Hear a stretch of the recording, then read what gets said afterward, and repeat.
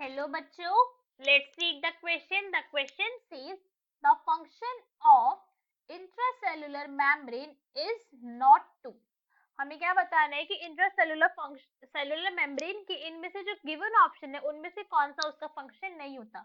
तो अगर हमें ये पता है कि कौन सा फंक्शन होता है तो फिर हम तो इजीली बता सकते हैं। तो फिर हमारे की कॉन्सेप्ट क्या है क्वेश्चन को सॉल्व करने का, फंक्शन ऑफ इंट्रासेलुलर मेम्ब्रेन। अगर हमें ये पता है तो फिर हम क्वेश्चन को बहुत ही इजीली सॉल्व कर सकते हैं। So now let's see intracellular membrane. First of all हमें ये पता होना चाहिए कि ये मेम्ब्रेन होती कौन सी है। अब इसमें क्वेश्चन के अंदर हमसे कहा है इंट्रा। इंट्रा मतलब क्या है, ये इंट्रा का मतलब होता है विद इन, विद इन ही मतलब होता है। विद इन का मतलब यहाँ पे क्या है कि मेम्ब्रेन के अंदर भी मेम्ब्रेन है। तो नाउ लेट्स सी ये कैसे होता है। दिस इज आवर सेल, ये एक सेल है। तो सबसे पहले तो मेम्ब्रेन यही प्रेजेंट है इसकी, ये क्या है, ये मगर है प्लाज्मा मेम्ब्रेन। प्लाज्मा मेम्ब्रेन है तो ये इसकी इंट्रासेलुलर मेम्ब्रेन नहीं है, ये तो इसके आउटर वाली ही मेम्ब्रेन है। प्लाज्मा मेम्ब्रेन आउटर मेम्ब्रेन को ही कहते हैं।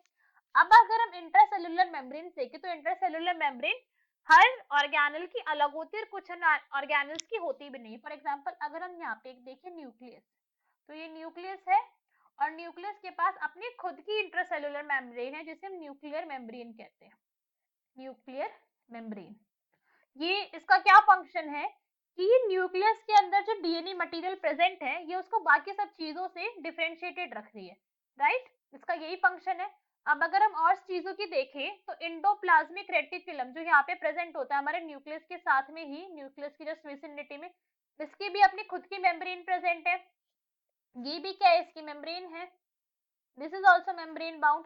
तो ये क्या कर रहे हैं, ये भी यहाँ पे कंपार्टमेंट बनते जा रहे हैं। अब सेल के अंदर अगर हम ध्यान दें तो एक ये कंपार्टमेंट बन गया, अब एक ये कंपार्टमेंट बन गया। और क्या प्रेजेंट होता है सेल के अंदर जिसके अंदर मेम्ब्रेन प्रेजेंट होती है खुद की, दिस इज गोल्जी अपैरेटस। इसकी भी खुद की मेम्ब्रेन प्रेजेंट है, ये भी एक अपनी मेम्ब्रेन बाउंड स्ट्रक्चर है अपने अपने आप में। और अगर हम बात करें लाइसोसोम, लाइसोसोम क्या होते हैं, हमारे सुसाइडल बैग्स होते हैं, इनके अंदर डाइजेस्टिव एंजाइम प्रेजेंट होते हैं। इसके पास भी अपने खुद की मेम्ब्रेन प्रेजेंट है, ये रही इसकी मेम्ब्रेन। वैक्यूल्स भी होते हैं कुछ हमारे सेल के अंदर, तो ये वैक्यूल्स है। वैक्यूल के पास भी अपनी मेम्ब्रेन होती है, उसको हम क्या कहते हैं, टोनोप्लास्ट, टोनोप्लास्ट कहते हैं उसे। तो वैक्यूल के पास भी अपनी मेम्ब्रेन प्रेजेंट है। तो अब अगर हम देखें जितनी भी ये मेम्ब्रेन्स प्रेजेंट है, इससे क्या हुआ है, हमारे पूरे सेल का कंपार्टमेंट बन गए हैं। सेल के क्या हो गए, कंपार्टमेंट बन गए कितने सारे, जैसे एक कंपार्टमेंट ये रहा, राइट। गोल्जी अपैरेटस जो हमारा इंडोप्लाज्मिक अपैरेटस है, जो हमारे इंडोप्लाज्मिक रेटिकुलम में पूरे सेल से डिफरेंशिएटेड है। ये अब हमारा मिक्सअप नहीं हो रहा है किसी और भी चीज के साथ। ऐसे ये प्लाज्मा मेम्ब्रेन, ये हमारा जो इसकी मेम्ब्रेन है गोल्जी अपैरेटस की, उसकी अपनी मेम्ब्रेन है। लाइसोसोम की अलग मेम्ब्रेन है, वैक्यूल्स की, सभी की अपनी अपनी मेम्ब्रेन है। तो क्या हुआ, कंपार्टमेंट बन गए छोटे छोटे यहाँ पे। तो फर्स्ट स्टेटमेंट क्या कहती है, establishment of number of compartment within cell. तो ये स्टेटमेंट तो बिल्कुल ट्रू है। नाउ नेक्स्ट से तो ये क्या है, इसका करेक्ट फंक्शन है। अब सेकंड स्टेटमेंट हमसे क्या है, provider need special organisation of enzymes and pigments. अब अगर हम इस स्टेटमेंट की बात करें तो ये स्टेटमेंट भी कैसी है, बिल्कुल ट्रू है।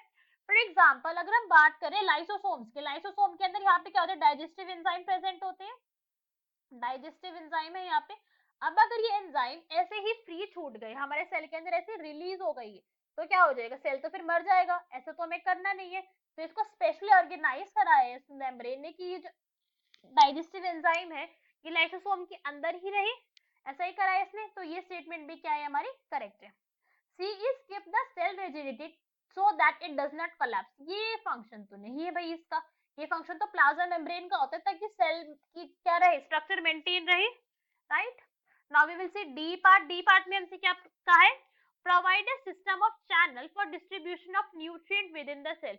हाँ, चैनल का सिस्टम तो बना रही है, कैसे, क्योंकि अगर हम देखें यहाँ पे तो हर चीज के पास अपना अपना सेल प्रेजेंट है, तो हर चीज जो है वो अपने अपने लिए अपनी अपनी इन सब की मेम्ब्रेन है, तो अपनी अपनी क्या है, इन सब के पास चैनल्स भी प्रेजेंट होंगे डिफरेंट डिफरेंट जगहों पे। यहाँ पे न्यूक्लियर मेम्ब्रेन के पास अपने ट्रांसपोर्ट चैनल्स प्रेजेंट होते हैं, टोनोप्लास्ट के पास अपना ट्रांसपोर्ट चैनल है। तो हाँ, ये तो स्टेटमेंट करेक्ट है कि अपने अपने चैनल्स बना सकते हैं। तो कौन सी स्टेटमेंट इनकरेक्ट है हमारी, दैट इज स्टेटमेंट हमारी इनकरेक्ट है, that is C, keep the cell rigidity so that it does not collapse. Hope you understood it well, best of luck, thank you.